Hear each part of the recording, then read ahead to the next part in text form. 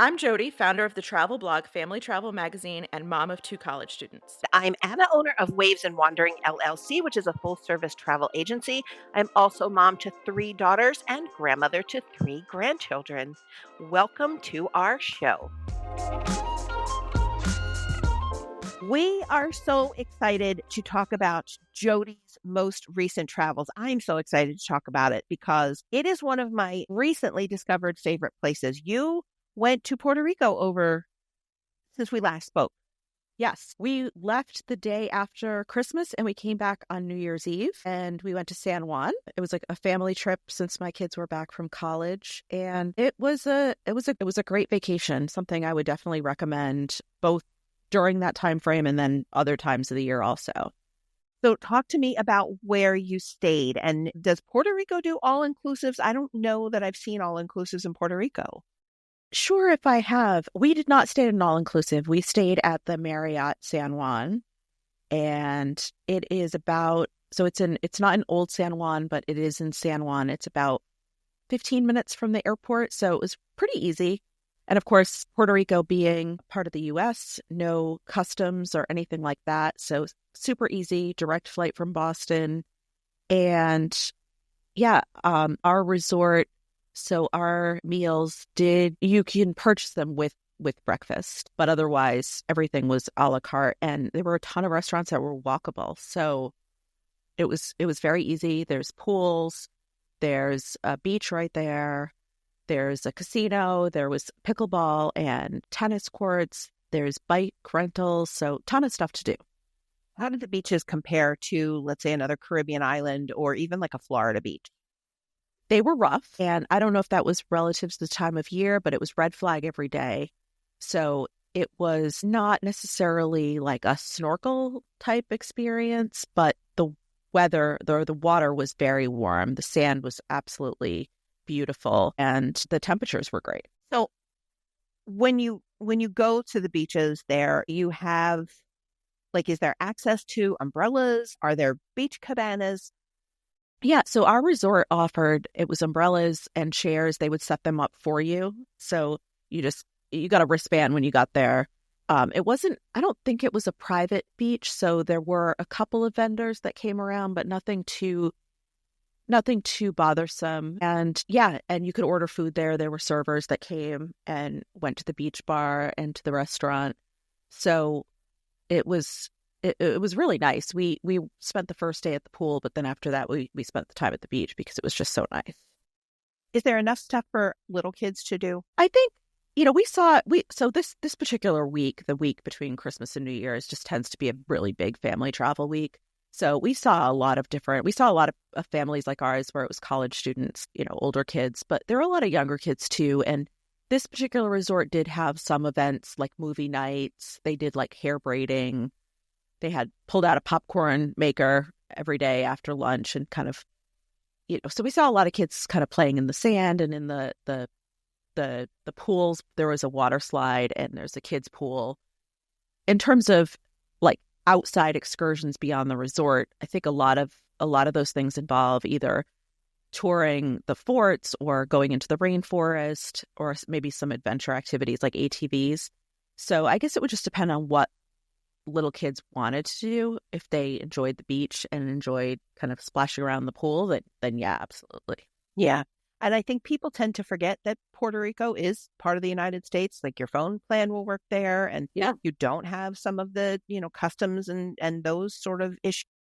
Yeah, I mean, US, we used Uber, US dollars, so all of that. Your phone package works. We watch Netflix at night on our TVs in the room. So yeah, it was very convenient.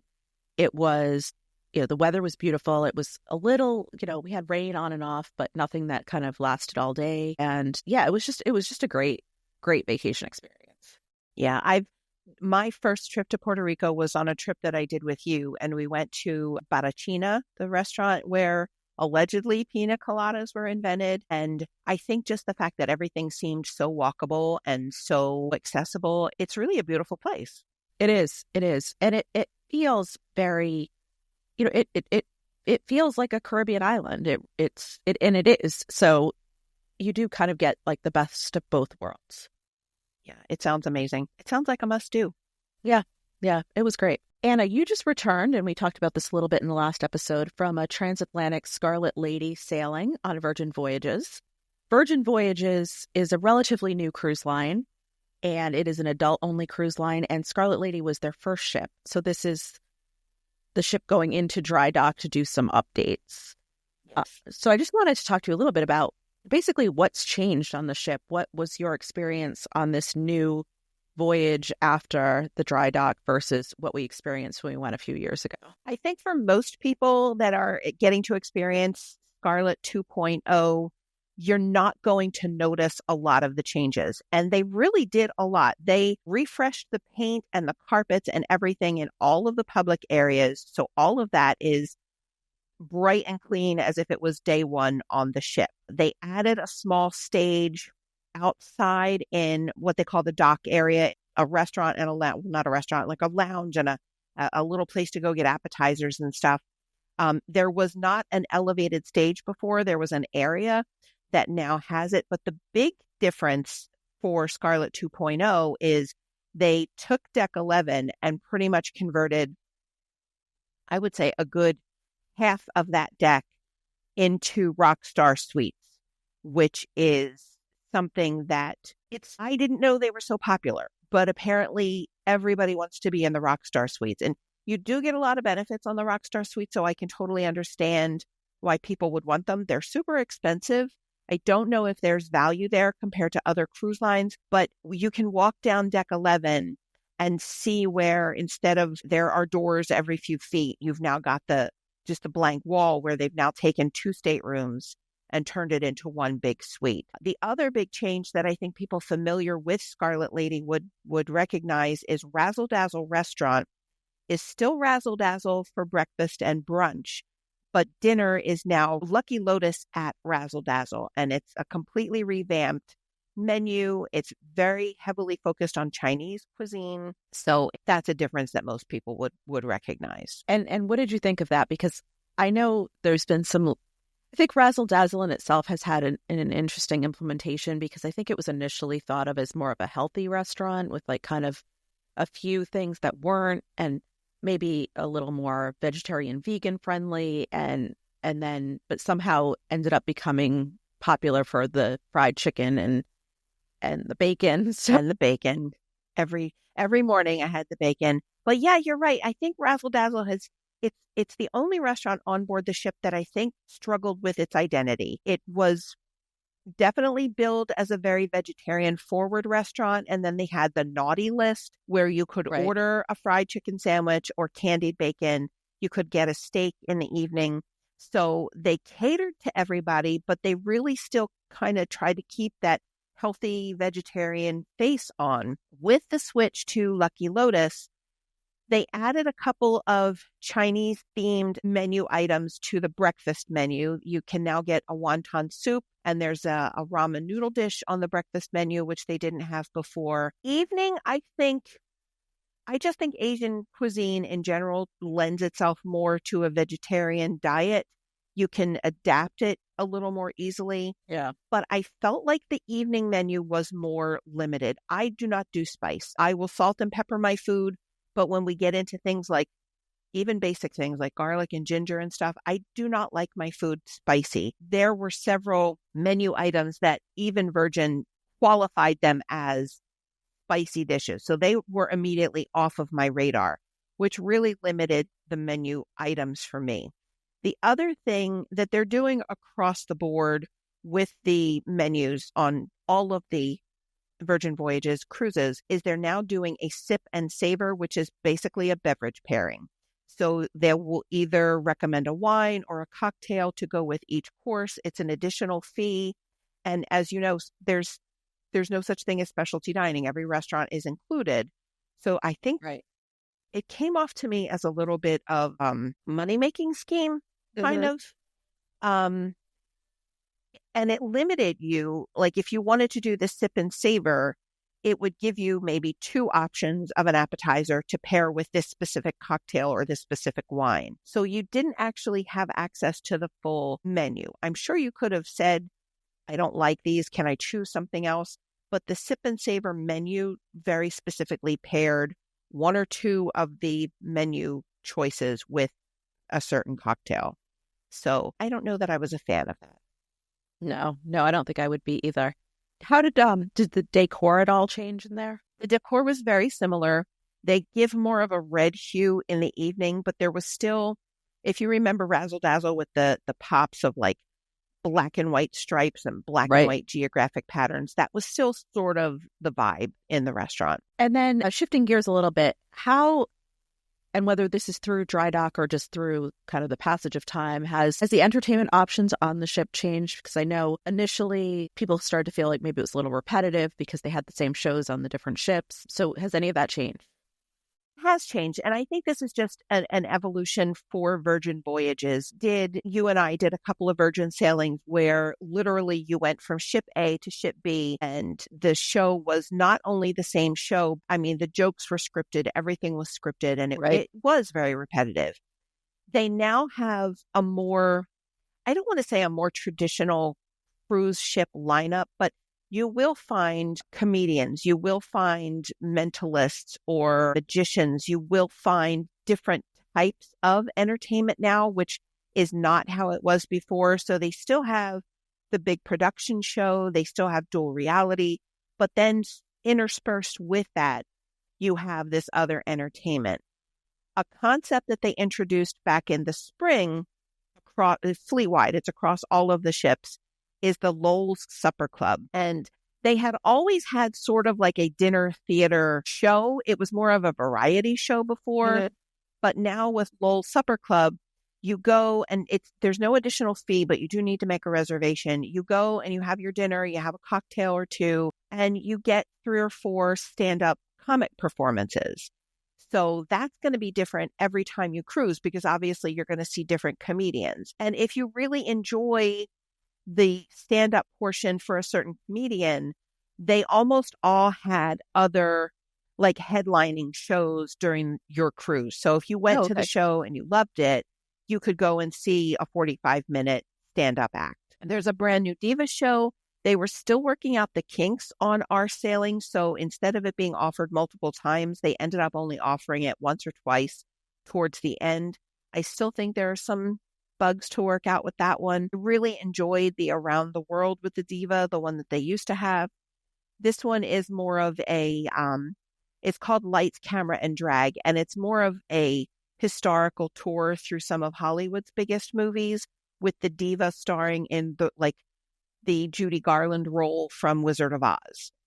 So I think that needs a little polishing, but overall, I was really impressed with the entertainment. Really impressed with the different directions it goes. There's still some opportunity to be involved. There's a show called Rock Shoki, which is sort of a concert, but sort of also a karaoke thing, except everybody's karaokeing together. So I think they've come such a long way with their entertainment offerings. That's good because I always felt like they had some really great spaces and then just some either repetitive or just poorly implemented concepts. Yeah, I totally agree. And I think now that they've gotten their sea legs, so to speak, they're learning that being totally different from every other cruise line maybe wasn't the best plan.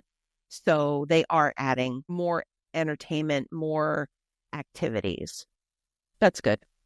Now, what about some of the spaces, like the rooms or the common space? Did any of that change in dry dock beyond the carpeting that you mentioned? Yeah, our stateroom looked identical to the staterooms that we've had on other sailings. They did a deep clean of everything. Not that they don't clean in between, but this was a real, take the curtains down, take everything out of the rooms, refresh the whole room. But it really was pretty much the same. And the big difference is that whole deck 11 with the lack of regular staterooms, which they were all sold out on our transatlantic. So there must be more of a demand for Rockstar Suites than Virgin initially realized, or that I think I even realized. I think the cruise documentary that they've aired about Virgin Voyages, which I think might be on Amazon Prime. Yes. There was a heavy focus on the Rockstar Suites and the agents that you get that are kind of like butler type people. And it definitely did have some sort of appeal, especially if you're not cruising all that frequently.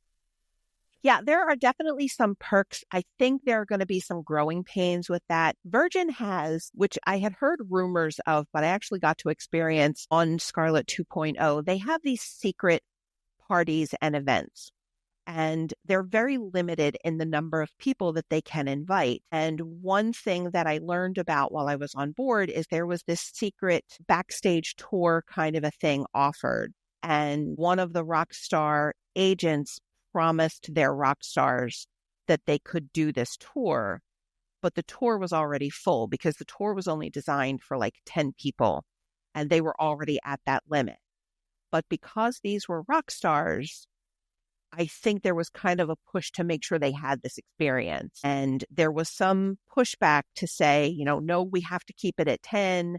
They expanded it to include these people, but they had to tell the rock star agents we can't go anymore. So I'm just wondering how, as this evolves and adapts, how difficult it's going to be for people that are not in the rock star experience to still get invitations to these secret parties and behind the scenes things, or are they going to become exclusively rock star events?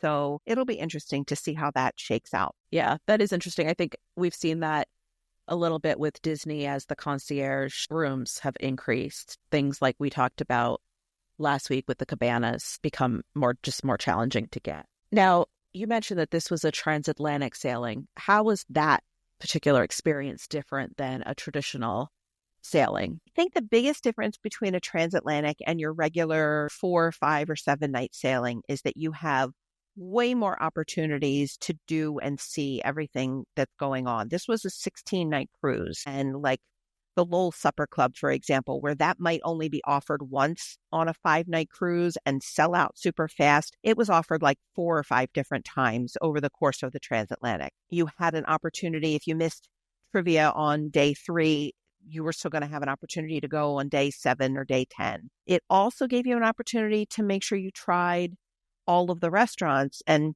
there are the main restaurants on board all the Virgin ships. But I know on the shorter cruises, I tend to order the same thing. I love pink agave. I love the street corn. I love the steak. Every time I sail on a Virgin ship, that's my go-to meal at pink agave. Yeah. So this gives you an opportunity to try something else on the menu. They also made it a point at all of the dinners to have some special available. So the menus didn't get too redundant and, you weren't going back to, let's say, pink agave and being like, I've tried everything I really want to try. There's nothing else. This sailing took place. We left Thanksgiving Day. So even for the first couple of days, there was some sort of like a Thanksgiving or a very fall themed special on the menu at the restaurant. So that was really nice. I liked that you didn't feel rushed to get everything done. I liked that you knew, if I don't get in to see this show today, it'll be offered in another few days and I can go see it then. And so did you end in Miami? We did. The ship came from Barcelona over to Miami. So now the Scarlet Lady is currently operating out of Miami. What types of itineraries are they running? So right now she's doing 6 and 8 night sailings through the Eastern and Western Caribbean. So you'll be able to see places like San Juan, Puerto Rico, Roatan, Puerto Plata, Belize. So they are doing a lot of the popular Western and Eastern Caribbean ports, and no Nassau, which I think a lot of people, even those who love a short cruise, I think you're always grateful when it goes someplace other than Nassau. Yeah. I think at this point, a lot of people who cruise frequently and go to Nassau frequently tend to stay on the ship during those days. For sure. Now, if someone is looking to book a trip on the Scarlet Lady or any of the other Virgin Voyages ships, and they are all very similar in terms of size. Yes. What tips do you recommend? So definitely keep checking prices. We are currently in what the cruise industry calls wave season, and you'll find a lot of deals right now. And I know Virgin Voyages is offering a wave season discount through the month of January, but keep checking. If you've already got a cruise booked and you were able to take advantage of the wave season deal, check again when wave season is over or have your travel agent check and see if it's a little bit different in pricing. Just know that Virgin, especially with all of these Rockstar suites now may be your chance to bid up on a Virgin voyage. If you are booked in a sea terrace and you have not done the bid up thing before because you just assumed all the Rockstar suites would be sold out, if you're sailing on Scarlet and you really want to do a Rockstar, definitely now's the time to do your bid up thing. I don't think people are fully aware of how many Rockstar suites are now available on Scarlet Lady. So this might be a great time for you to jump right in there, make a decent bid, and get to experience the Rockstar life. And with bidding up, I know we had talked about this on other cruise lines too. This is a guaranteed thing, right? So you put the bid in. If it's accepted, you're automatically removed from the room that you booked, put into the new room, and you don't get to select the location or you have to be super flexible. If you've chosen your room because maybe you have mobility issues and you want to be close to the elevator, or you're traveling with someone else and you want to have your rooms close together, just know that once you put that bid in, everything is on the table. You could be moved to a different deck, moved to a different end of the ship, right. moved to a different side of the ship. The other thing that Virgin has is a lock-it-in rate, which is sort of like their guarantee rate. That is something that's not changeable. So if you go for the lock-it-in rate, which is always going to be lower than the regular booking rate for a regular stateroom, you can't change that. So you're going to be assigned a stateroom, and it may not be the stateroom that you prefer. So keep an eye on things like that. The best rate may not be the best rate for you. Good to know, definitely, especially with the bid up, because I think people often get those emails and just kind of wonder a little bit about whether it's worth it and what their odds are. So it's good to know that there's more rooms available on Scarlet Lady and that, maybe their chances are higher. Yeah, and don't bid up more than what the room would have cost you. If you could have paid $8,000 for the room and now you're going to put in a $9,000 bid, don't do that to yourself. Now let's dive into the latest travel news and updates, from exciting cruise announcements to must-know travel tips.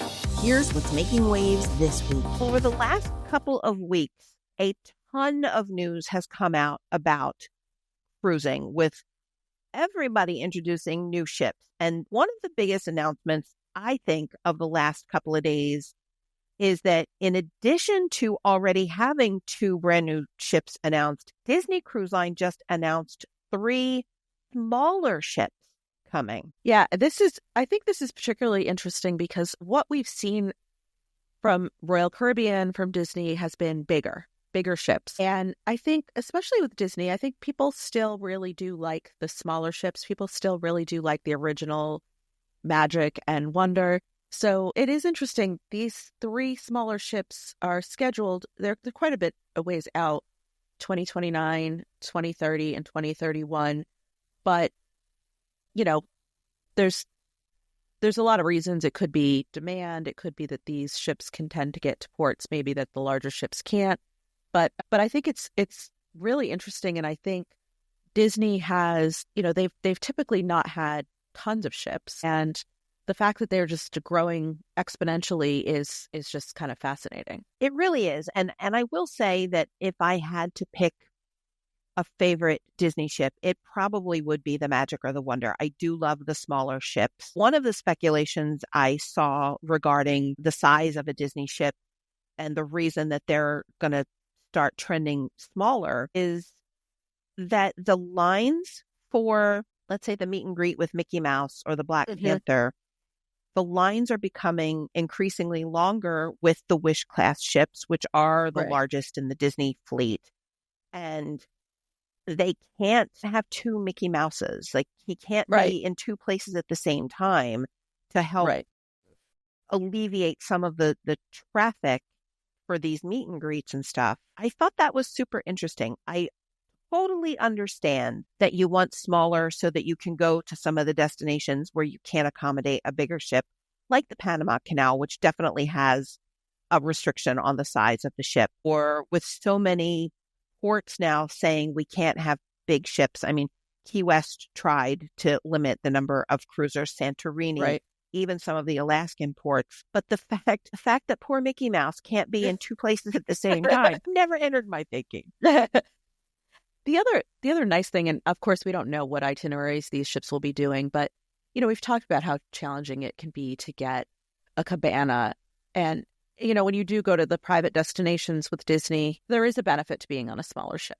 Just fewer people competing for these amenities. For sure. And I think when you compare the older ships to the Wish class ships where there are more concierge staterooms, like the competition for these things is just, it's becoming impossible. Like you're not going to get a meal at Palo on some of these bigger ships on the shorter cruises because there are just too many people. And Disney has such a loyal following that you have a lot of Pearl, which is the top tier of their loyalty program. You have a lot of Pearl. You have a ton of Platinum people. So the people with the biggest advantage to book some of these activities are even struggling to get some of the things that they would have been able to get on a smaller ship. So I think that's another valid reason to go with a smaller ship. Definitely. Now, the other two ships that we're going to mention, we are actually going to experience in the spring. So exciting. On press events. So we'll be able to talk in much more detail about these. The first one is the MSC World America, which is setting sail April 2025. This ship is really exciting to me. And the most exciting thing about it is the first Italy at sea.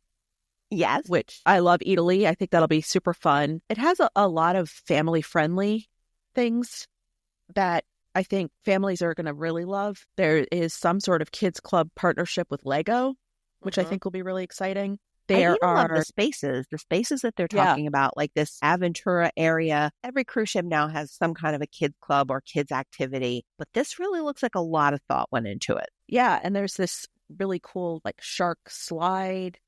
And there's some adult only areas, and I just think it's going to be really fun. That is coming. The other one that is coming is from Norwegian. That is also this spring, and that one's going to have a hybrid water slide roller coaster, an infinity pool, a glass bridge, and so this one's particularly exciting to me because I haven't yet sailed on Norwegian.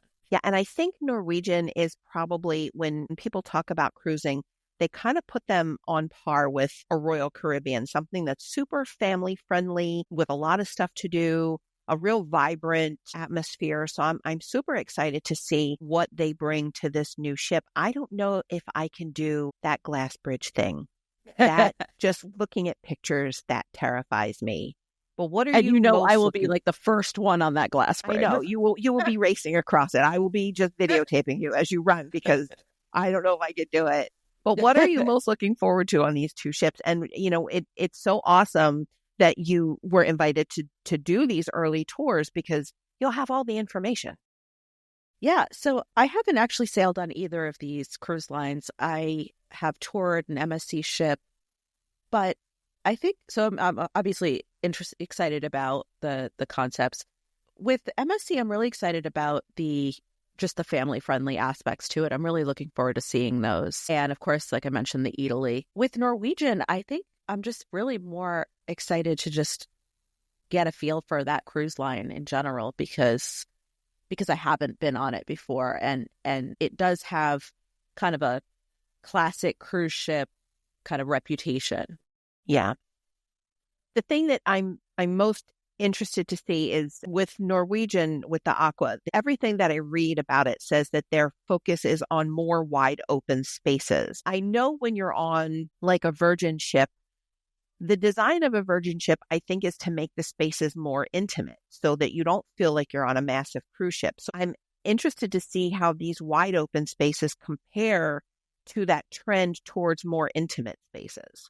Yeah, definitely. And so we're seeing the Aqua actually before the MSC, but yeah, we will be able to kind of review those in the early spring. Yeah, I think it's going to be a great year for cruising and for cruise ships. I think there's a lot of, even Princess, the Regal Princess is going in for a little dry dock. I think there's going to be a lot of refurbishment done on cruise ships this year. There's a lot of new stuff coming this year. And I'm super excited about what inventions and innovations that these cruise lines come up with, because every ship just seems more unique than the last one.